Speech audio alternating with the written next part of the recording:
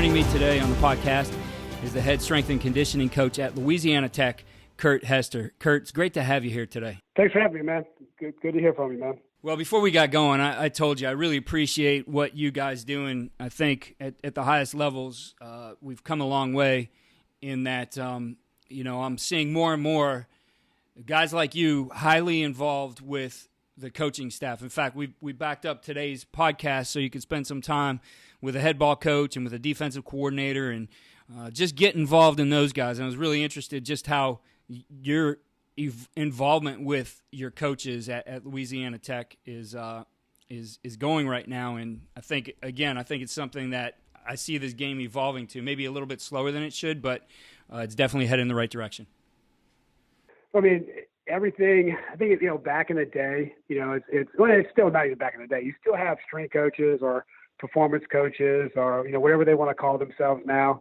They're still more or less weight room warriors. They still are the screamers that walk up and down the platform and yell and scream, but they really can't do a whole lot in movement outside. They're more comfortable out, in the weight room.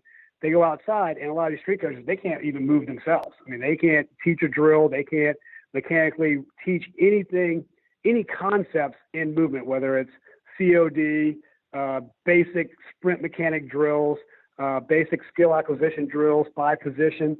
And, the game is played on the field. It's not played in the weight room. And that old adage that, football players are built in the weight room, yes and no. They're semi-built in the weight room, but you have to, use the weight room to facilitate movement on the field. And we're still in the dark ages when it comes to that, because we still have a lot of old school football coaches that want to be, have the yellers and screamers that just pound kids into submission, thinking they're going to make them tougher. And it doesn't happen. Either you make a choice to be tough or you don't. You're not going to make a kid who's not tougher. He might get in a little bit better shape, but he's still not tougher, until he makes that conscious decision. Here at Tech, I've always, been involved with every position coach. I'll sit and watch film with them.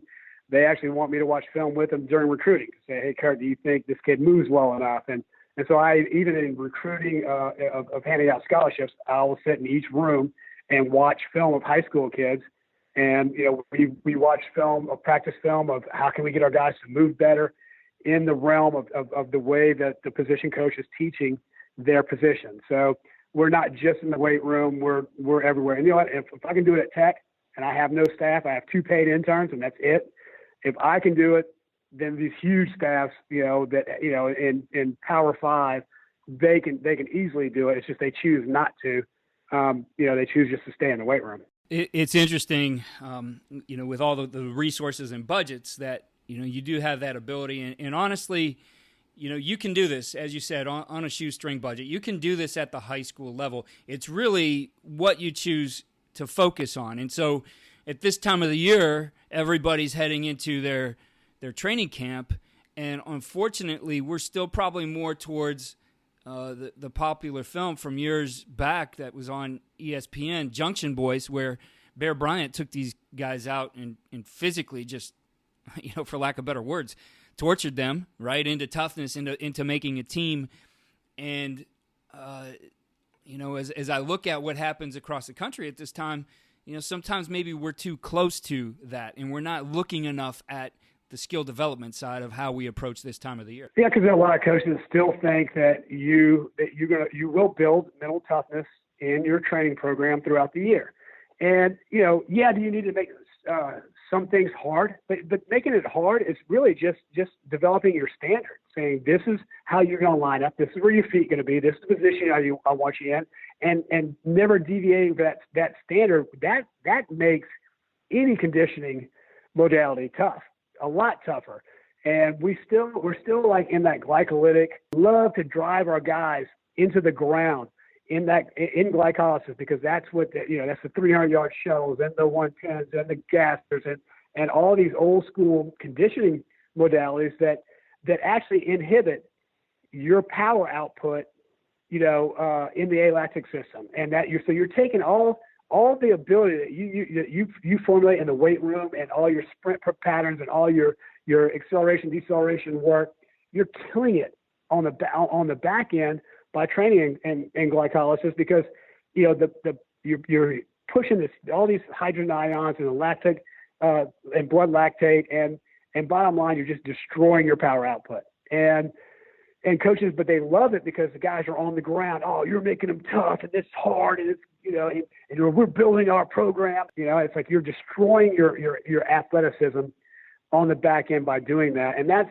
the kind of mentality is just these sport coaches have to learn more of the science. And once if you can sit down, like I just spent an hour with our D coordinator breaking down physiological systems. And he was like, God, Kurt, no one ever explained it to me. You're right. And, you're not going to make them tougher, and we're screwing this up, and we need to be smarter, and we need to, because at our level, at my level, I barely have 22 starters. And the next guy up is like a 3. We don't even have 2s. Next guy up's like a redshirt freshman or a walk-on. So it's not like I'm not a Power 5 school where I have 5 stars behind each other if one goes down. I have one guy, and he's got to play 80 plays at the highest level. And so that repeat sprintability of that repeat power output, bashing yourself into another 300-pound lineman for 80 straight plays needs to be high. And if I train by using shuttles and gassers, and it doesn't equate to, it just drops their power output. It doesn't equate to a better conditioned athlete for 80 plays in the spread offense. So, we have to be smarter. We have to be more conscious. We have to, bottom line, there's no player's health should be, put aside to say we are building mental toughness, that these players are dying, across the country in the guise of we're building mental toughness is insane. And it doesn't need to happen. There's a better way, a more efficient way, a more humane way, and it's like, if you got so many young coaches out there at high school and the college level that they won't say anything to the head football coach. They won't say anything to D coordinator, O coordinator. They won't voice their opinion. They just blindly follow what they say. And then they get a player injured or killed. And, you got to use your eyes and you got to use your head. You have a responsibility to your athletes. When they chose your school, they chose you. So in effect, they hired you to be their guy. And you should have that understanding of they chose me, and I'm gonna do my best to keep him safe his entire career. And that's how I feel. There's no coach on the planet that I'm going to injure an athlete for. Well, I think, and you brought this up before we got started too, your defensive guy, wanting you out at practice to look at the technique, but also to see that it's breaking down, that fatigue setting in, that yes, you have, the wearable technology. I'm not sure what brand you use. We just had Catapult on here and talked about, actually, I think it's great. I think the data's great, but I also think we got to get out of this box of we just kind of throw this stuff to the strength and conditioning coach and you do your thing and we do our thing. There has to be the marriage of the two. So your eyes out there, number one, helping us seeing those things, but also, hey, coaches learn, right? They're out there. Their eyes are starting to get trained to that too. We start to see where's the breakdown. Okay, yeah, that guy's playing fatigued right now. What do we have to get him better at when he's here? And when do we need to start dialing back a little bit in practice? Well, I mean, one thing about technology, a lot of programs, it's all for recruiting. A lot of times they even if they put it on, they'll put it on and do videos and stuff, and a lot of times they don't even look at the data. It's to say, hey, look at us. We're doing things scientifically correct. We're ahead of the curve. We're training, we're training in the future, and they don't even use any of the data. And then there are the young coaches that all they do is stare at the data and they don't use their eyes. And like our D coordinator, Bob Giacco, he's like, Kurt, I want you, our meeting just now, is I want you with our defense going from group to group, monitoring our players, telling me what you see, telling me if I need to back off. He goes, I'm not worried about the technology. I want to know what you see. Tell me what you see. Tell me what they need to do to become better movers, better hand strikers. You tell me on a daily basis where we're at, and I will adjust my practice volume to what you tell me. So, I mean, that's where you want to get. That's the impact you want to have on a team. Not just be in the weight room, not just yell and scream at bench press and clean and squat and everything else. Not just be out there yelling and screaming when you're trying to run them into the ground. Is to actually help your athletes become better athletes on game day. I couldn't agree with you more. A big part of what you do is help develop athleticism. And, I do get the opportunity to talk to quite a few people. And I could say that there's certainly different philosophies around your part of this profession. But at some point, and, if we just live in the weight room, there is the possibility, and you see it even all the way into the pros and all the different sports, that you start to train the athleticism out of the player that functionally, because they're maybe getting out of balance in how they develop and not watching some of that to get bigger numbers on a certain lift, that they struggle with the athleticism in a little bit. And that's, again, of course, where some of the breakdown starts to happen and injuries occur. Well, I mean, if you take a springy athlete, a guy who's got he's a little stiff, but's got a ton of spring, like a receiver or a DB that can just, when he runs, he bounces off the ground. It's just, he has that rapid, that foot contact. It's just on and off the ground, super, super rapid, super quick, and it has a great vertical. And if you put him in the weight room and overly strength train him, you make him slower. That you won't, I've got guys who are some of the fastest guys who are coming out of high school, or 100-meter state champions sprinters who are super springy. If I squatted them and did some insane lead work with them and try to get their maxes up to a crazy number just to say, hey, my guy squat this much, they would become slower. I got a receiver right now. He barely squats 315. But he runs, a 10.6 100 meters, and he runs a 4.340. And there's very few guys in the conference that can cover him. So do I care about him squatting 400? No. I care about how well he plays. I don't care about numbers. Numbers are I get an athlete to a certain number, and he's good. Now I'm worried about how can he move, and how can I transition and make him more powerful out on the field and a better mover on the field, because that's where you play the game. I've never been. When I accepted the job here, the first thing I told Coach Holtz was, I am not a numbers guy. I'm not going to validate my job by numbers. Now, is our team going to be strong? Yes, but I'm not going to sit there and validate squat strength and bench strength and power clean strength every year, because it doesn't matter. What matters is if we lose games, fire me. If we're not in condition, fire me. But we've had 5 winning seasons. We're the only team. Us and Wisconsin are only 2 teams in the country that have won 5 straight bowl games. So, and we put a lot of guys. We're either 1 or 2 now in non-Power 5 programs of guys going to the NFL, and we're usually one of the top teams in the country with seniors with a degree in their hand while they're playing. So we're doing a lot of the right stuff here, and it's kind of contrary to what a lot of Power 5 schools do, because they have great athletes, and quite honestly, they could probably use a Bowflex and a Thigh Master and a shake weight, and they probably get the same results on the field because they have severe genetics and they got five deep. So we have to build our at the group of 5 level and lower. You have to build your athletes, and so you better be building them the right way and so they can perform on the field. And really, that's what a lot of our audience faces. They've got to build their athletes. They've got to take care of all those things. So, as we get ready to kick off this season, Coach, and we're heading into that month that leads up to that first kickoff, what are the tips you have for coaches out there to best prepare their team for week 1 and make sure that carries through the season? We're not just sharpening them up for week 1, that we got to get all the way to 10 and beyond. If they're not prepared now, then they're probably not going to be. They're not going to be prepared for week 1. I mean, they should be ready to go for week. You should have programmed to be ready for week 1. A lot of teams, basically practices, in the glycolytic, in a glycolytic state. So, that's why I don't do a lot of it, in training, is because they're going to get it in practice. I mean, so why lose all my power before I even get to practice? They're going to get it in practice if the coach doesn't listen to me and I can't dial them back on rep loads. If you have play like us, we only have starters.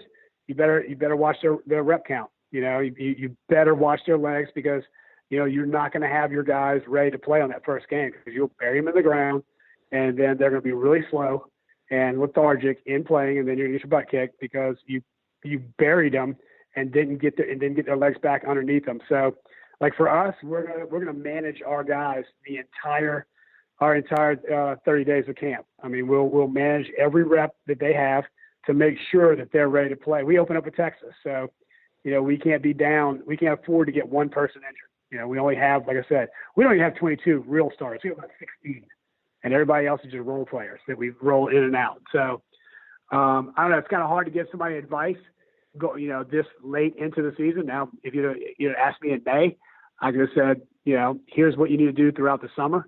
But football's here, so it's kind of tough.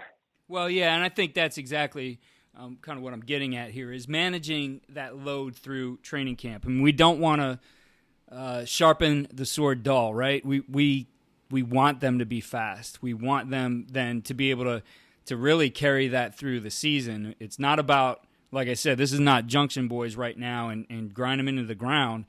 This is prep for week one. This is where all the skill is coming together with all the work that's been done in the offseason to prep that team to be ready to go and play at optimal levels once they kick that ball off. Well, they need to keep their definitely through all season. You still need to train, but you keep your volume low, super low, and you stay between 70 and probably 82, 80. I don't ever get up to 85%. I just keep their strength up. And because I conserve I'm very conservative with our central nervous system. I want to utilize it on the field. I don't want to burn it up in the weight room.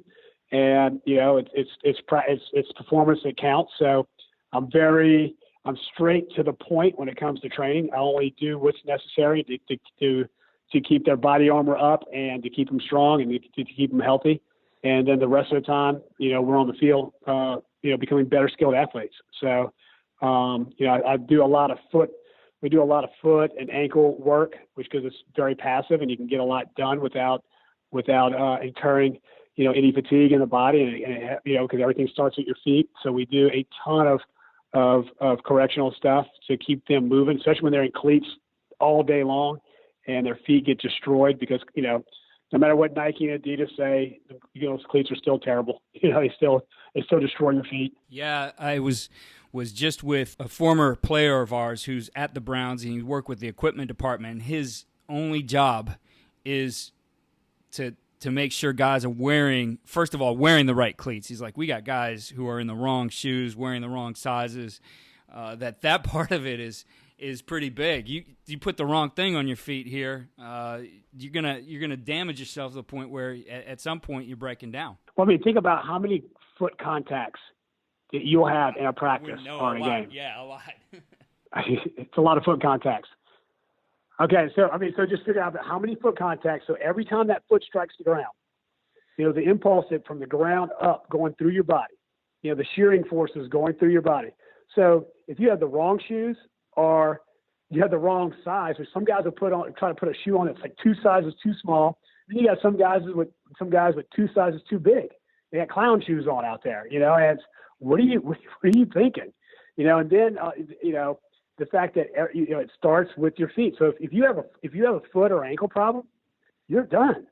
You're not going to, you can break a finger, you can play with a cast on your hand, you can break your arm and play, but, with the amount of contacts that foot has to hit during a game, you are not going to be an effective football player. So, you got to do a lot to protect the feet throughout the entire year. Coach, as you get into the in-season then, have you found any kind of optimal format for that practice week? I know I've had a ton of interest in guys wanting to know more about, some of the stuff that is taken off from Chip Kelly where, he calls it Fast Fridays, No Sweat Thursdays. What are your thoughts on just practice format during the week, again, so that these guys are ready to go on game day? I mean, the thing is, when you go Fast Friday, you have to really control the reps. So what happens with a lot of coaches, they're not happy with, we didn't run that play right. Let's do over, run again. And each player really shouldn't have any more than 12 reps, period. And it should be fast and done, and you're done. You got to get on and off the field in less than an hour. And if you can't abide by that, then you don't need to do it. You need to go back to the old school where you practice Thursday and take Friday off. So the Fast Friday, it's super compensation is great. I like it, but again, it has to be really, really controlled and monitored. The problem is, a lot of coaches is you play on Saturday and then they want to come in and watch film and they want to do what they call a flush workout. There's no such thing as flushing. You don't have a buildup of lactic acid, from a game. You have buildup of trauma, after a game. So there is no flush. It is, you're beat. An athlete's beat to hell and back. So you're not flushing anything out. The body's traumatized from getting pounded on. I've always been in favor of Sunday off, but most coaches won't do that. And so they can come back and get an effective, day in the weight room on Monday. Usually that doesn't happen because they want to give Monday off because so they can have a day off during the week. So we end up having to train on Sunday, which I don't like, but it's because when you have a no sweat Thursday, you shouldn't lift at all. I mean, it's a complete shutdown of the central nervous system. So I have to go typically on Sunday and Wednesday are my two training days, my two lifting days because of trying to super compensate from Friday to Saturday. I did have some coaches ask questions about, reps in that Fast Friday. And the question was really, does this apply for those coaches out there who have those two-way players? So you have that kid who plays tailback and safety. Is that a good, is that a good format for him? Nope. No. I would go to old school, taking, like say you play on Friday. So Thursday is just your normal, would be either your normal special teams, kind of easy day, kind of walk through type stuff, but you really, it's too hard. Even at the high school, at the big 5A level, guys still play both ways, and so I think at the high school level, it doesn't work. I really do. I think you're better off giving them, just a walk through the day before the game.